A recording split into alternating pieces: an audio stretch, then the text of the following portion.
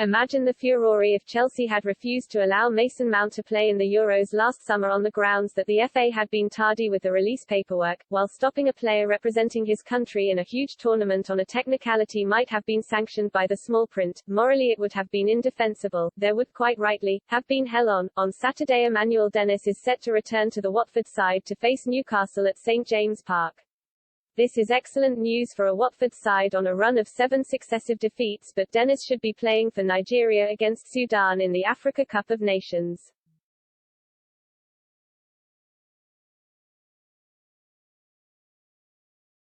By Rule X, subsection Y, paragraph Z of the FIFA lawbook, Watford were within their rights in holding on to their top scorer after Nigeria missed a deadline to inform them of his impending selection in their squad, but they were still wrong to do so. International tournament football is the pinnacle of a player's career. Despite its eccentricities, like the early full-time whistle in Mali's win over Tunisia, the Africa Cup of Nations is no tin pot kickabout.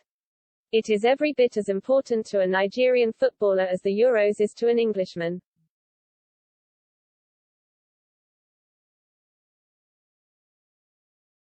The tournament's timing is a pain in the proverbial for Premier League clubs, 16 of whom have lost players to it.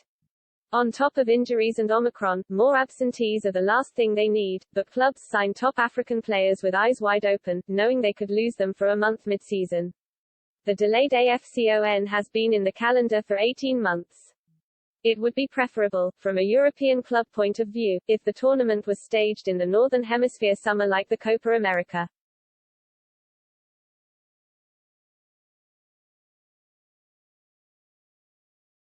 The next scheduled AFCON in the Ivory Coast is in fact slated for June 2023, but that is Africa's call, not Europe's.